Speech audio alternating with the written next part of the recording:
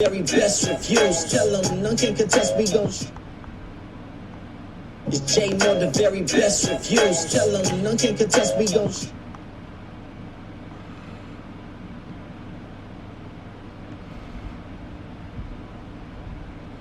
What's up, everybody? Welcome to the show. I appreciate y'all for coming through. We're going to break down The Chi episode 5 for season 5.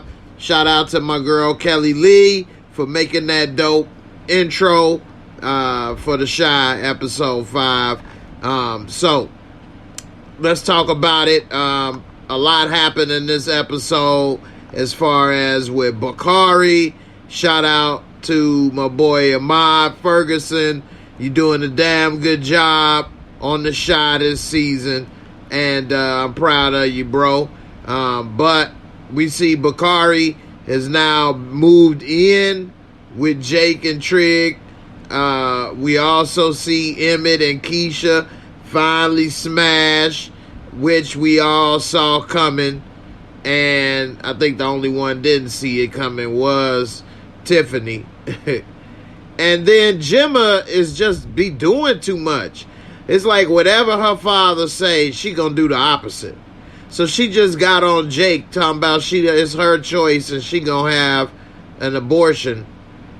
And then whenever her father speak, she do the opposite. Now she want to keep the baby because he said he want to get it taken care of. She just messy. She just want to do the opposite to antagonize him, and we'll get into that in a minute. And also, I'm going to do the Mosco for this episode. Shout out to Lexi Reeds for coming on through, checking in. Appreciate it. Ill Woods, what's good, brother? You say what's good, Jay, in the chat. Hope y'all had a wonderful and blessed weekend. I appreciate it. Barika, what's up? Appreciate you for coming on through. That's what's up. Word from the curb. I like that. Word from the curb. Good episode. That's what's up. It was a good episode. And like I say, we did get to see a lot happening. I think a little too much in the sense of we see Q old ass gonna yoke up this young boy with one hand. Come on, man. And this that right there was doing a little too much. Come on, man. This dude is in his 70s and he's still talking about he about to yoke somebody up, do this, do that. They should have had some young boys with them and had them do it. But anyway, you got two old school men come in trying to check these young boys and stuff. I don't know. That was a lot. That was a reach. But overall, I mean, it was a good episode. And I think this season is much better than last season so far. If you all think this season is better than last season, put a 1C for The Chi. This season is better. And put a 2C if you think last season was better. Alright.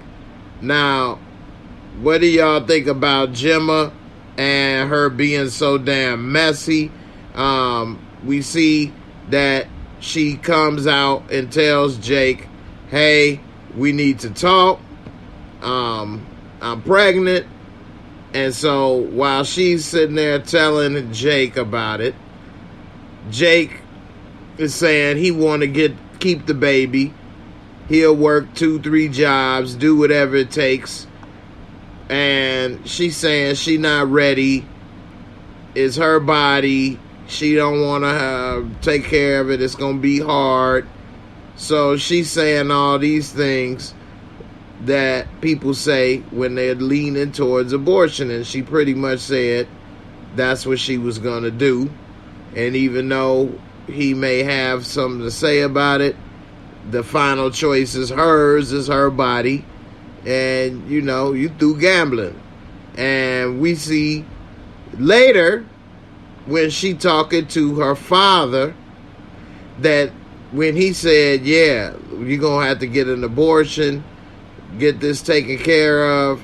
And she was saying, it's my choice, no. And she was basically saying talking points leaning towards keeping the baby. So you all let me know, what was that about? Why is she so wishy-washy, flip-flopping?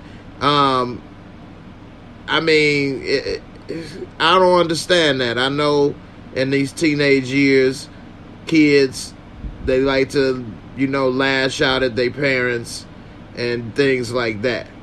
But she looked real immature by saying what she said to Jake and then saying what she said to her dad, which also I had to give Jake a lot of props for even being there, because most kids that age, including myself more than likely, I wouldn't have showed up there at her house with her father right there for that. And that's immature and petty or whatever the case. And at 15 years old, I would have been more immature and petty and nervous to do that, and I probably wouldn't have showed up. So I give Jake a lot of credit for that, although he shouldn't have had to be there by himself and not have Victor, aka Trig, come on out and support him, because everybody's supporting her, but nobody is supporting him when he went through this. Now, he didn't tell Trig, so I will give Trig at least the credit in that regards. He doesn't know that she's pregnant, although he did ask a little something. He didn't come out and let him know, so it is what it is. Now, what's up with Shad? We see Shad that fell in love over here with old girl. She done changed him up. This is what women would love to do, is to get a man and do a extreme home makeover on his ass. She got his face cleared up, which I noticed his skin was pretty bad. I didn't know if it was, been hard times in his career or what. But I think that was makeup for the show. Anyway, she done changed him up, and he done fell in love, talking about, I love you. She say, I love you too. And it's only been a few weeks, and so he ain't never had a woman to actually care about him. And that's one thing I did pick up on in this episode, is that they had women in this episode between her and Keisha that actually catered to and took care of their man. Now, I'm not saying that's all a woman should do or what a woman is about, but that's what men want from a woman. It's not, he got to be driving this car or having this amount of money or working here or having that. It's somebody that is there to comfort you, cater for you, make you feel good, cook for you, do all these things. Men don't want to have to keep asking you. Now you're not doing it because you want to. You're doing it because I asked you. Just like when Emmett came home after almost being robbed with the gun in his face, and the first thing she do was hug him up, squeeze him up, love on him, make him feel better, make him feel comfortable. That was a good scene. I really liked how they showed that she gave him what he needed to feel better. As a man, especially a black man, going out into the hood, having to deal with all kind of things, let alone robberies. The last thing you want to do is come home to some woman that's arguing, nagging, making a mess, and just doing all kind of things that you just faced a whole bunch of stuff out these doors. Now I come home and there's no peace. So for him to be able to come home, get that peace, get somebody to love up on him and hug him and show that somebody would, care and miss him, I think that was a real good scene. And I thought that was dope how they kind of portrayed that moment. Now, as far as what happened with the robbery and stuff, I don't know. I think that was messed up when they had this boy put a gun in his face. And then he talking about, man, give me the gun, man. Come on, have a seat. You want some chicken? What? This dude just tried to rob me. Customer still in the store that saw him with the gun in my face, and now they supposed to sit and eat chicken with him? Like, come on, man. I don't know. That's a reach right there. That is a reach. D Weave, salute, Jay. Is Duda still giving money to Trig for Jake? That's a good question. That's a good question, and that's something that they did not bring up or address so far this season. So we don't even know if that's the case. Word from the curb. I agree with you. Actually, I brought this up not too long ago, but on my Tuesday show with my girl Kay Leezy. But I said, you say I don't think he's ever had that love before. Most men have not. Most men have not, and so it is a lot to get used to. Like I was saying when I did bring that up, I don't know when I may have brought this up. I believe it's on the Tuesday show, but it could have been on the Discord. But I mean, other than my mom, I never had a woman really, really care for me like that, wondering, did I eat right today? Did I do this? Did I do that? You know, and not in a mommy way. Did you eat your peas? Not like that, but you know, to find a woman that really cares for you and everything that you about, and not just about transactional or we're doing this together because it works, but whatever. I ain't really in love type thing. So, you know, and even if some ladies are in love, they may not know how to love someone properly. And that go both ways, men and women.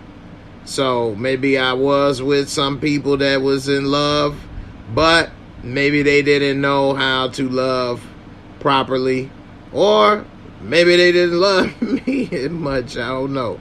Could be all of those things. So, but that is a very good feeling to know you got somebody that really is down for you and care for you. Now, that's something that, like I say, we saw after he put that gun in Emmett's face. Emmett was all shook up, and then Shad then put the, you know what I'm saying, the hands on him. He put them hands on him. And after he put them hands on him, then Emmett, you know what I'm saying, he started to calm down a little, and he get this boy some chicken, which he didn't want to do. Have some chicken, baby. And, you know, even though Shah is a man and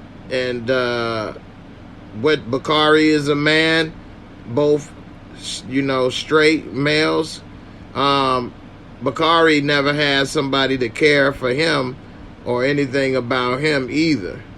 And so that's why we see when he was talking to him, he broke down and cried when he said, ain't nobody never asked me about where I'm staying or what I'm eating or what I'm doing. And so, you know, it is a good feeling for everybody when somebody actually care for you and want to make sure you okay. As people, that's the type of things that we like. Maybe other animals may not care as much. I mean, I'm sure some do. I'm not you know, privy to all the animal kingdom, but the point is, I know we all do, and I think that Ahmad did a great job tonight working on the show, and he showed some range. He cried right here, and they gonna try to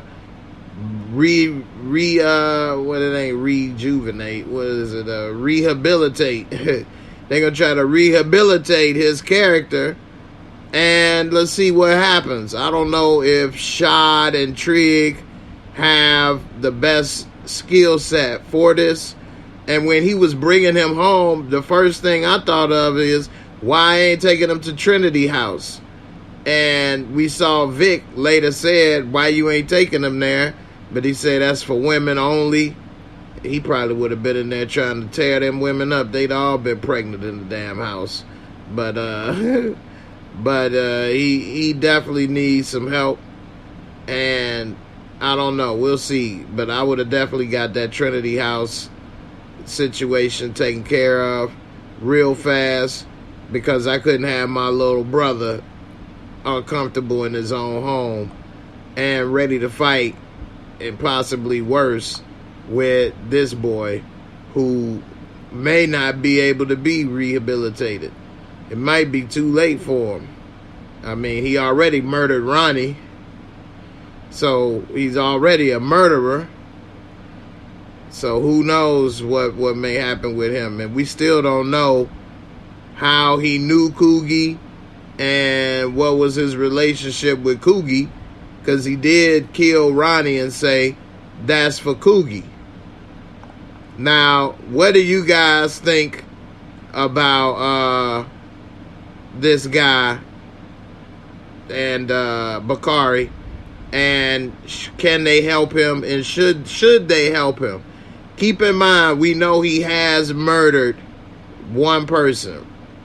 Should they just let that go and try to rehab him and give him another shot? Or should he go to jail for murder? Put a 1B for Bakari. Put a 1B if he should go to jail for murder. Put a 2B if you think give him another chance. It was only Ronnie. Ronnie wasn't shit. Let's see what he could be with his life. Ronnie wasn't nothing with his life. What did the world lose? Not a damn thing. The hero of the hood. Keisha, I'm gonna find you, Keisha. So I don't know. But we'll see. I'm interested to see what y'all say.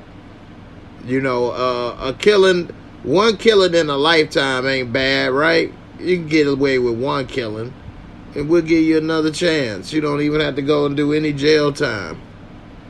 Ronnie didn't have a family, right? It was only Tracy, and she wouldn't give him none, so, oh well, put him out his misery. Right. So, I don't know, man. We'll see.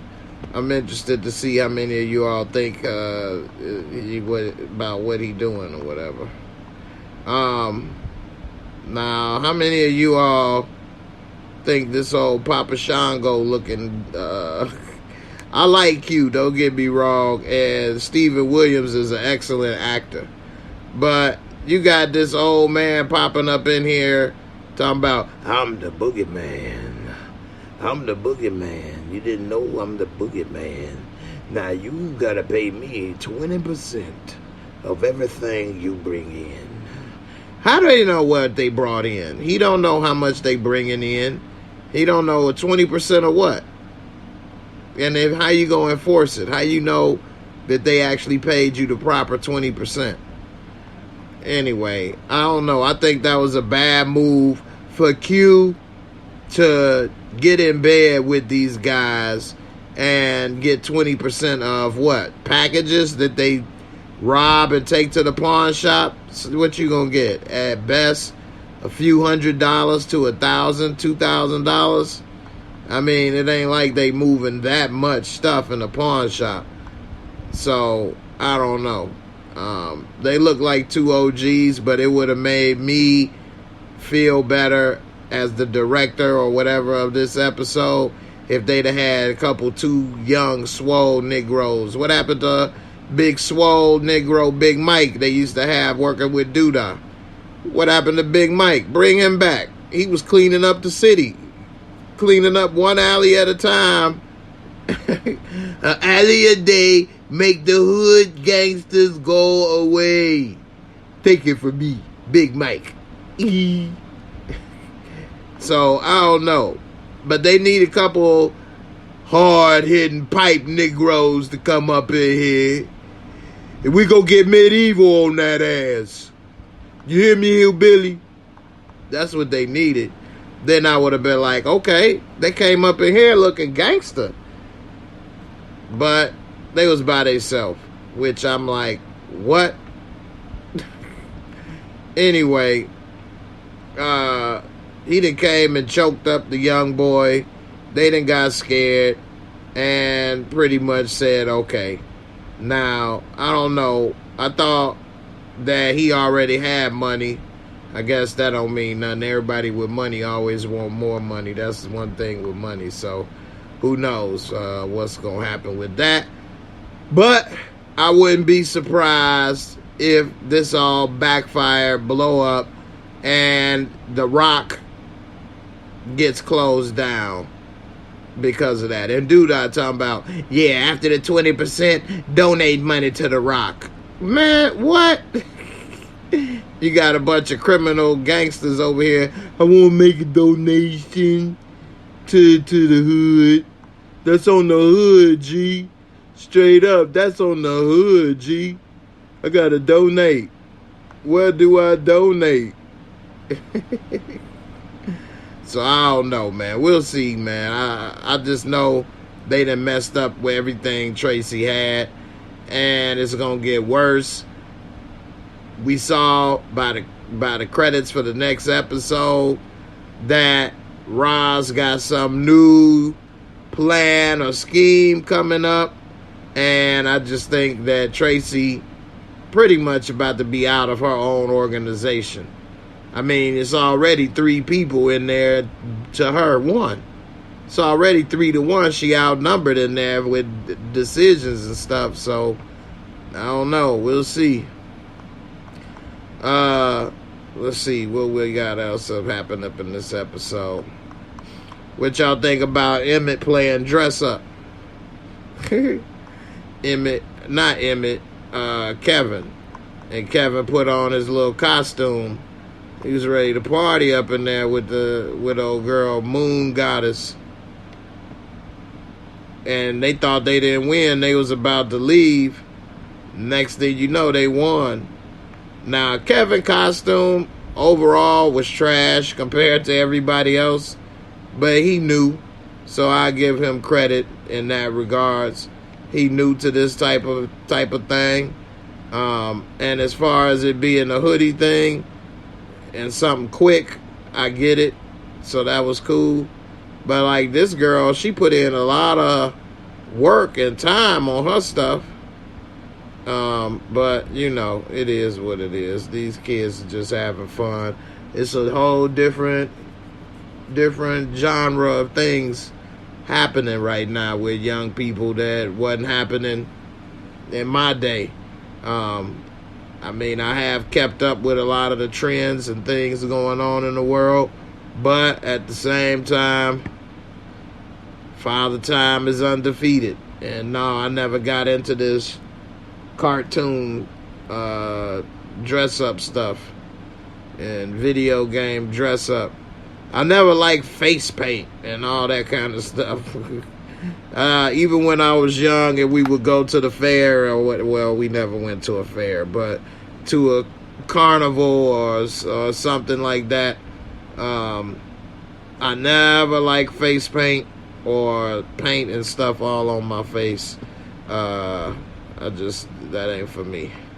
Now, as far as what some people may like, we saw that Tiffany is not appreciating Emmett, but Keisha is. And that was actually the first woman we ever saw him with on the show. He was sticking her little skinny self under the bed. She done filled out. Nah, she ain't fitting up under that bed no more.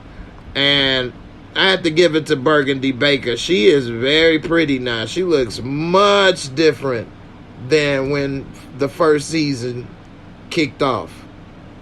Much different. I think she was a lot younger, of course. And she was so skinny. And she just looks more like a woman now. She's getting into her woman, full-grown woman body phase and look. And yeah, she's fine. She was looking good.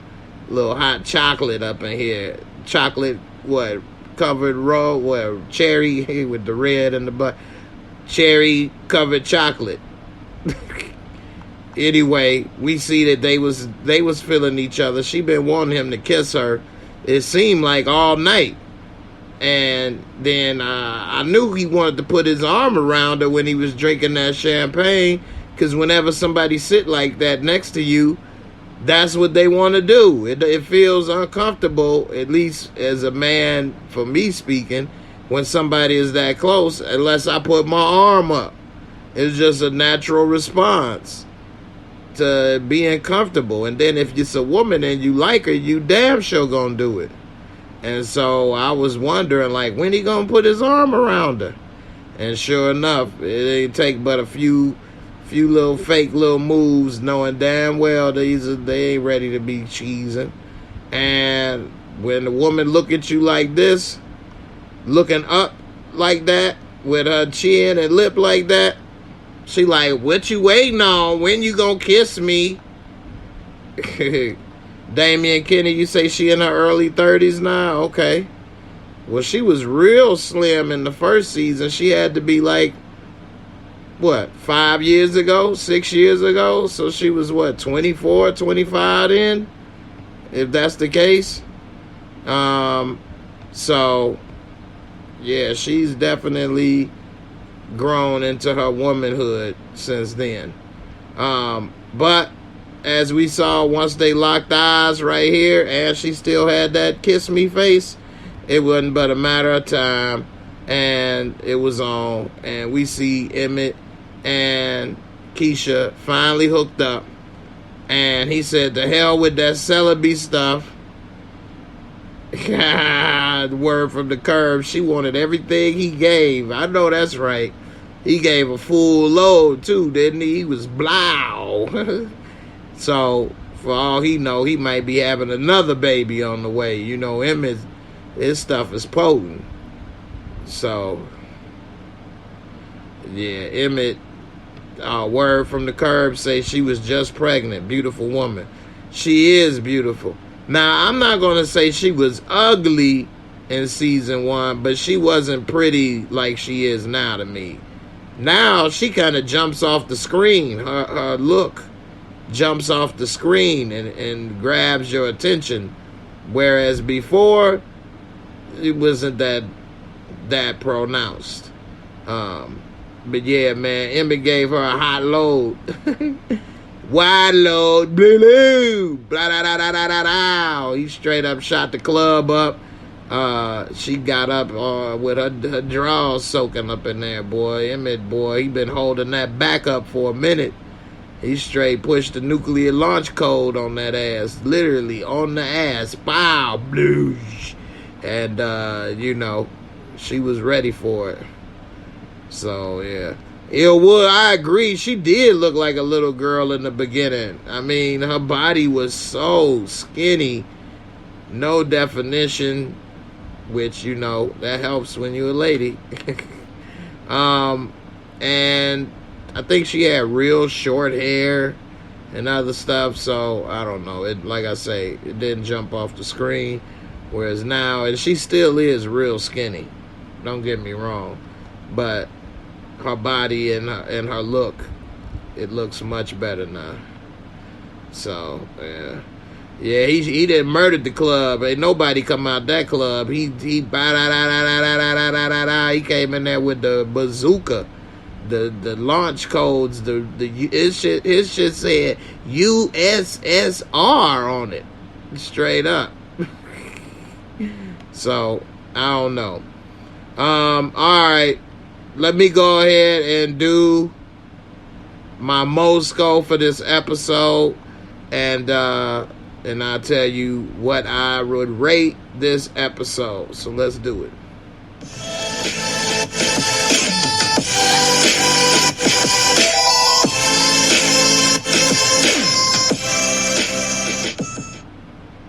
All right, right, the Mosco is 4 simple categories with a top score of 25 points each, bringing it to 100.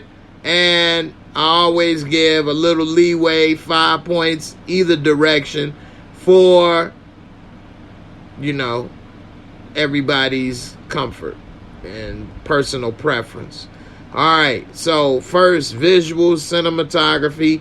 They had good visual cinematography, nothing amazing. It was a couple unique camera shots that I picked up on that I thought was pretty cool with how they, viewed a couple of angles and things.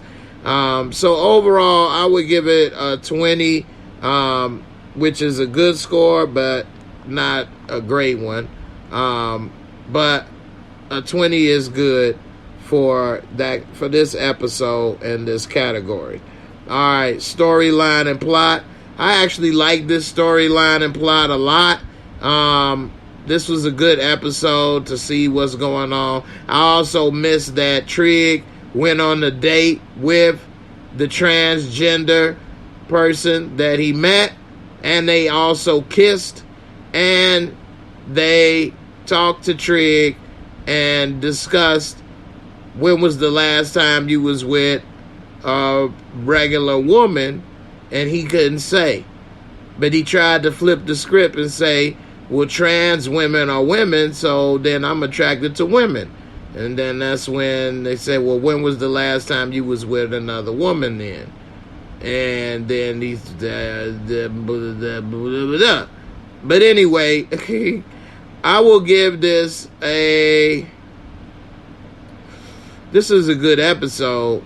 I would give it a 22. Special effects and makeup. Not a lot of special effects and makeup, but the costumes, I didn't have room to write costumes on here. But the costumes were pretty good with what the kids made at the end and other things. So overall, I would give it a 18 for that. And entertainment, fun factor. It was an entertaining episode. I enjoyed it. Wasn't a lot of things going on that was too outrageous in one way or another. I do like how they confronted Trig about being transgender and, dating transgender people, rather, I should say. And he was trying to say that that's not what he does. I made a video about this before. Is Trig gay? The Chi Season 3, is Trig gay? It was a popular video at the time. 93,000 views. I think that he is gay. And if he is, he would be better off coming out the closet. Because like he was told, it will come back to haunt you or be held over your head. Just say, this is who I like to date. This is who I am, and move on. I just put the link to that video in the description over here. Not a description, in the comments if you want to watch that video. It's also in my playlist for the Chi. Overall, I give it a most score of an 80. Very solid episode. Worth watching. And that's what I would rate this episode. Again, I think Trig is gay, and I think that he should learn to be more comfortable with who he is and just own it, and then his life will be a lot smoother. He wouldn't have to hide or live a lie. And if you like transgender women and that's what you do, go for it. So I know it would definitely feel worse to be blackmailed over that. So I would definitely say come out of the closet before that closet becomes your casket and gets used to bury you and blackmail you. So hopefully he makes the right decision. We'll see in the next episodes. I appreciate all y'all for watching and coming through. I'm going to be doing the Chi on Sundays for right now. I don't know if you all are interested in me doing the Chi recaps on Fridays. Make sure you let me know in the comments so that I can check it out and maybe consider doing it then. And if it's any other shows you may be interested in, let me know. And I will catch up with y'all later. Everybody be safe. Peace. And I'm up out of here. Y'all have a good one. All right. And I'm out.